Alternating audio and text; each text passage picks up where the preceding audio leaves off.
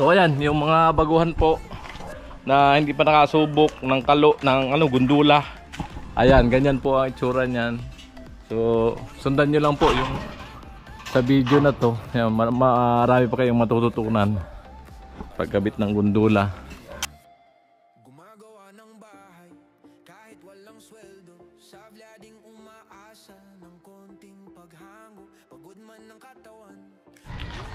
So ayan, good morning mga ka-alright. Isang magandang pinagpalang araw sa atin lahat, no? So ayan nga, kanina ay nabaklas na yung gundula dun sa kabila. So dito naman yan ikakabit. Ayan, para mapalitadahan po aring pader na to. Ayan, siguro maubos pa to ng mga 3 simento. Ayan mga ka-alright, dadalawang simento lang doon. So papabili pa tayo. Ayan, namangmang tayo dyan mga ka-alright sa pagkabit ng gondola.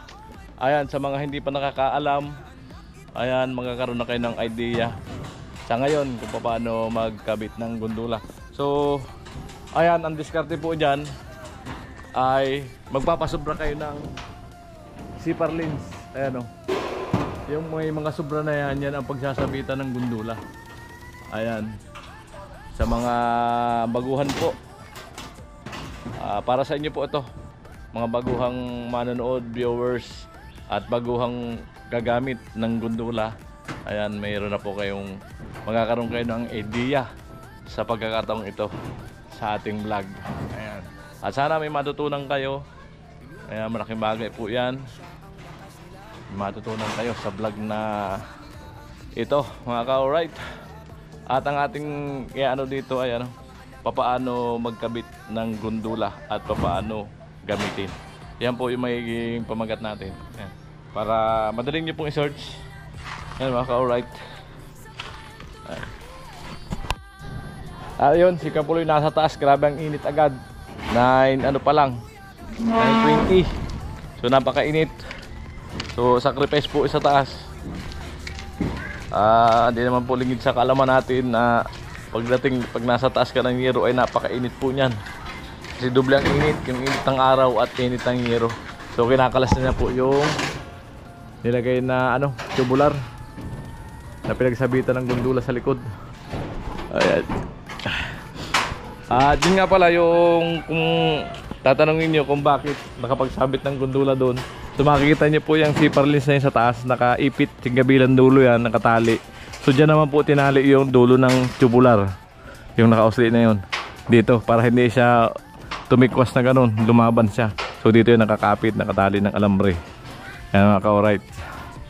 So yan yung paraan para may pagkabitan ng gundula sa likod. So sayang nga lang, dapat ang ko doon na i-title ay papaano magkabit ng gundula.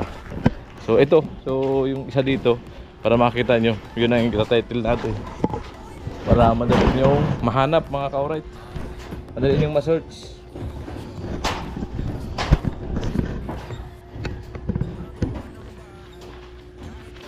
Alright,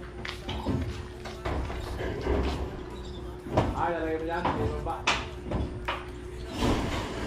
Ay dali mo, diyan mo lang sabit din. Diyan lang sabit. Alright. Ay, di na ibababa yung doon din daw sabit niya yung gundula. Kapuloy. Alright.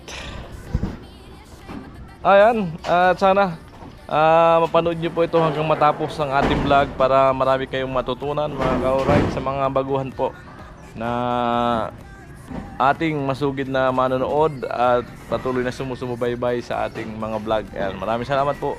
I love you all. Ayan. Ayan, kakalas ni Kapuloy yung pagkaka-screw para maiangat tong yero. Ayan. O, tanggalin muna niya yung yero para maikabit po yung gundula. Alright. Ayan mga ka-alright, sabit na ni Kapuloy yung isa. Ayan, isang gundula doon sa taas.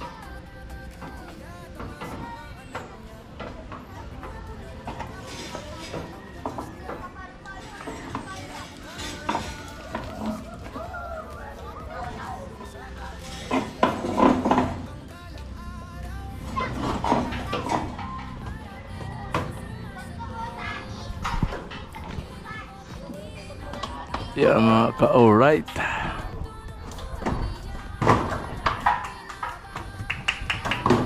Ayun na po, inangat na yung yero para ano yung gundula. Ayan. Alright. Ayun, nasabit pa yung kabila. Ayun. Ayan, nakasabit na. Ayan, ganyan mangyayari yan. Alright.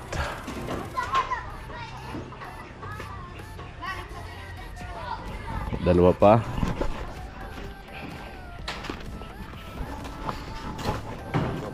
Alright.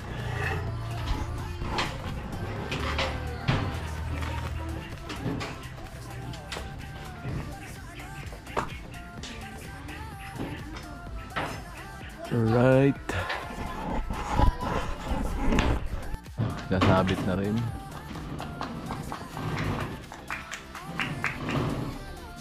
Ayan, dahan-dahan na binababa.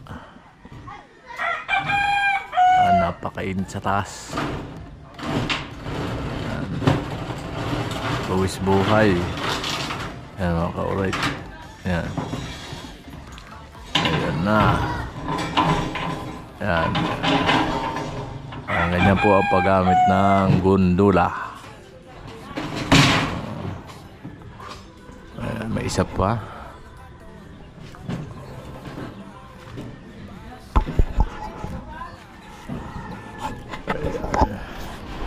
Ayan na po yung pangatlo. So, tatlo po yan. Ang ilalagay nila yung apakan na ano, yung apakan na tabla. Ayan, alright. Ayan.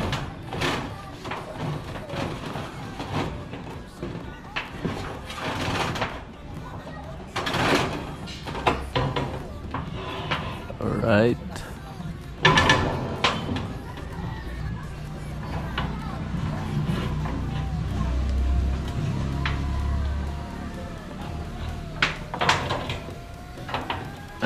Ayaw pa makisama. Yun. Yun. At tatalian naman yan dyan para hindi lumaylay dito.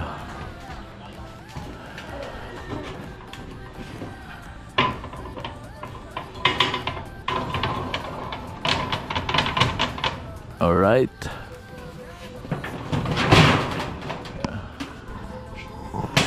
Mababa muna, mainit. So ayan. At naikabit na yung tatlo. So tungtungan na lang mamaya. So tatalian na lang din yun. Punta muna ako ng palengke para makabili ng ano, pansahog dun sa ulam mga ka-alright. Dito tayo sa palengke. Bibili ako ng pitsay para sa ano sabaw.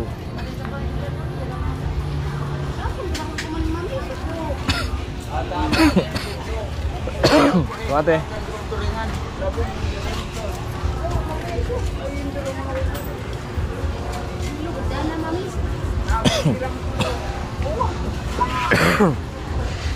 Alright. 78. Luya. Ay na, lain naman din. Luya. Kiriji, atay Luya.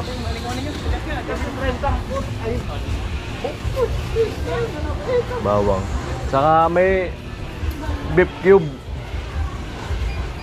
Isang beef cube.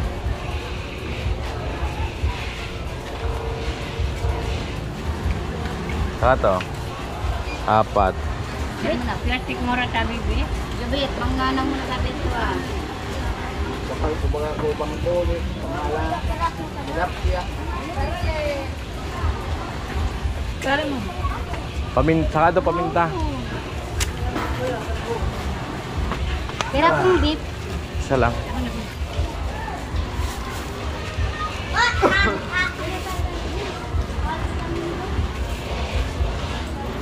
$136 po.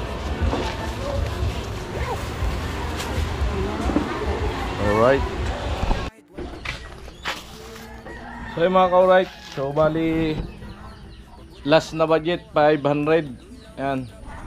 Ikakasya na lang natin, gulay muna tayo. So salamat kay kay Kuya Jun, nagbigay ng kalabaw kahapon, karne. So yan ang ulam namin ngayon. Ilaga, nagsaing na si Ate Maya. Alright. Bali na palambot na niya kahapon. So Talagyan na lang ng sahog. Yan mga ka-alright. Alright. At mayroon pang ano, bayaran ko mamaya sa tindahan yung mga nakuha ni Tilo. May panibagong nakuha. Nakarang kasi binayaran ko na yun. May mga panibagong nakuha uli si Tilo. So bayaran natin kung magkano yung matira doon sa das 500. Yan. Ay nabawasan pa nito. Yan, mga ka-alright. Aray ko. So ayan mga ka-alright. Ay si Parlens na ilagay mo.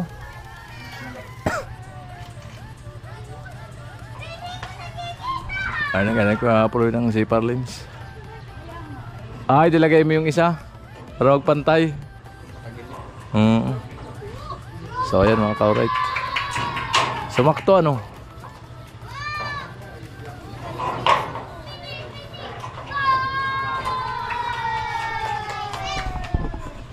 Merinda mo na. So yun mga ka-alright no. So ihulog ko yung tabla para doon namin iakyat sa kabila. Kasi dito may harapan iikot. So may harapan kasi dito iikot pag papunta ron. So sa baba namin padaanin. Ayan o. Yung tabla na magiging apakan. Ayan po, tinali doon sa sanga ni Kuya Puloy. Sanga ng ano. Matalim po yung itak. Ayan po tuloy sanga dahil sa gabal pag ano. Pag hagis. Ang halo. So mamaya na kami maghalo. Maya na kami magpalitada pagkakain. Nalanganin na po yung oras. So baka isama ko dito si Tilo. Kasi pag kami dalawa lang ni Kuya Puloy, may hirapan yung pag-abot ng halo. Mamataas. Doon sa kabila nakaraan, walang problema kasi may bintana. May pag-aabutan ng halo. Eh dito wala. Yan. Kaya kunin namin mamaya si Tilo. Alright. At kung matapos nila kung ano yung palitada kay sa kwarto ni Palawan, baka kunin na rin namin si Quarnil para dalawa sila magpalitada dito para matapos agad. Wala nang balik-balikan. Ayun mga ka-alright. May suporta ni Kapuloy na tubular doon sa taas para sigurado hindi bibigay yung ano, yung zipper lens. Nahuto kasi yung zipper lens lang na ano, gumagalaw. Kaya nilagyan ni Kapuloy na tubular. Suporta. Ayun mga ka-alright. So ayan, yung mga baguhan po na hindi pa nakasubok ng kalo, ng ano, gundula. Ayan, ganyan po ang itsura niyan. So, sundan nyo lang po yung sa video na to. Ayan, marami pa kayong matututunan pagkabit ng gundula. Ayan, saka yung itsura nung pagkagawa. Ayan.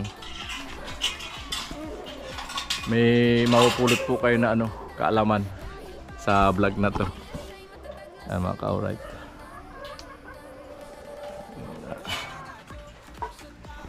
Don't forget no skip ads para naman sa ano natin, sa income, dagdag revenue sa pagbablog. Nakaka-alright.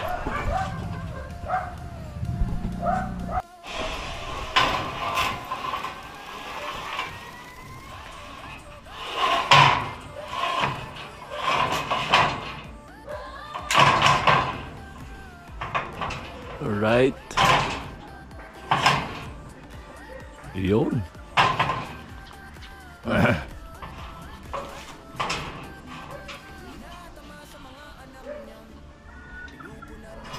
Buwis buhay.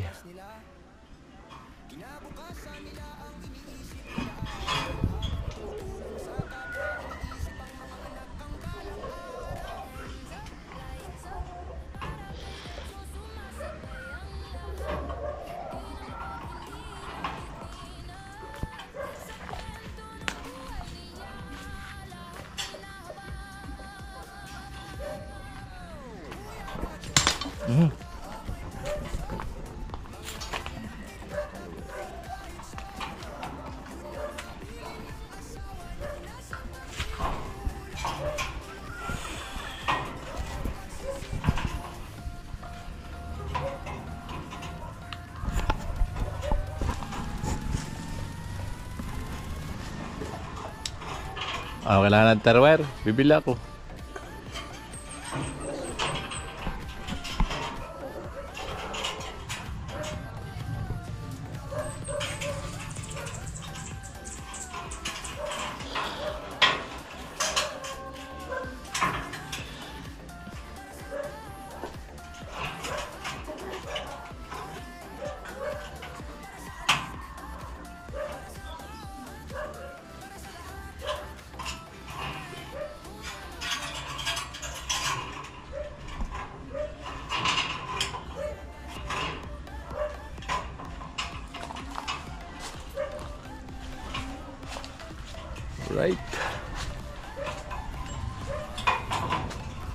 Ayan, taas lalagay doon yung tabla mamaya.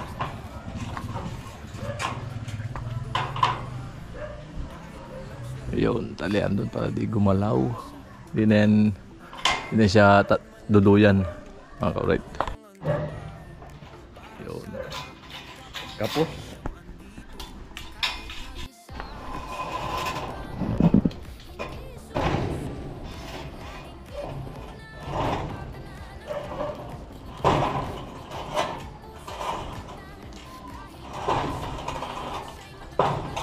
Amo. Isa.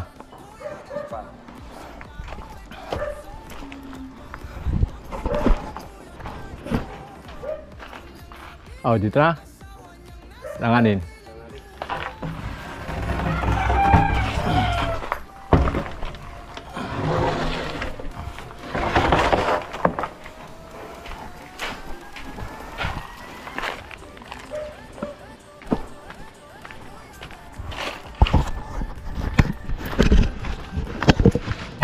Ito natin.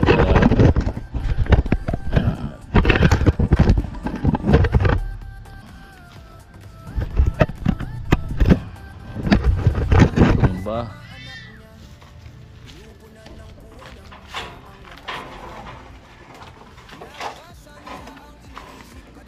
Bigat to.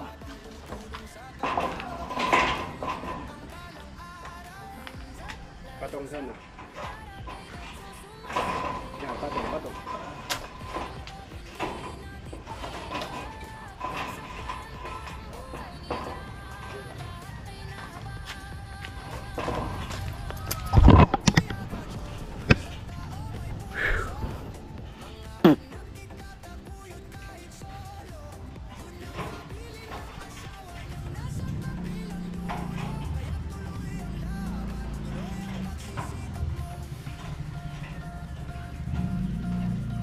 Ay, bigat.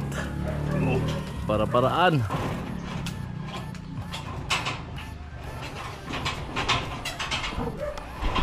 Grabe po ang sakripisyo dito.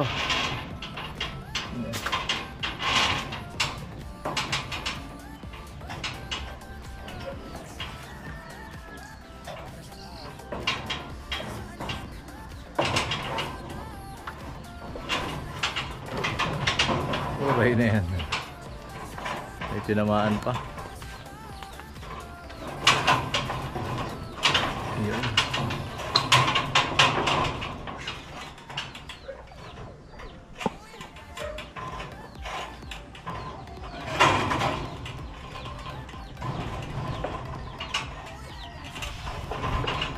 Sa baba muna. Sa baba muna.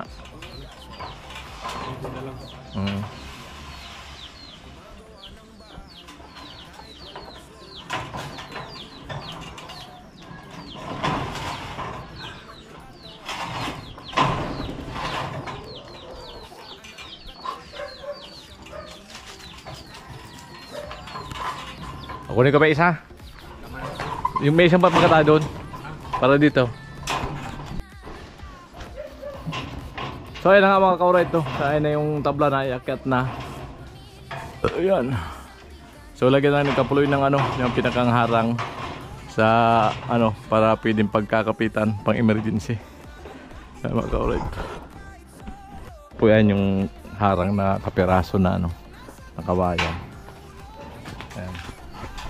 So ayan, siyempre dito ulit nagtatapos sa ating vlog sa ano, sa pagkabit ng gundula, no. So sana na ano, na sundan nyo. Ayan, sa mga hindi pa nakakaalam paggamit ng gundula mga ka-right. Kaya muli, maraming salamat sa hindi pa skip ng ads. I love you all, bye bye. So ayan po yung ulam namin, kalabaw, nilagang kalabaw. Ayan. Karning kalabaw. Ay, salamat Kuya Jun. Ang sarap ng pagkaluto, ang lambot. Kahapon pa pinakuluan hanggang ngayon.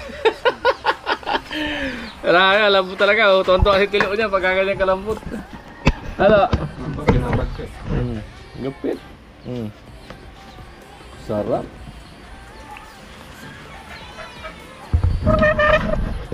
Uy, waray! Ako, paborito mo ulam namin ngayon. Kaya Kalabaw. Ano? Ah, Nagbigay si Kuya Jun. Ang dami binigay kahapon.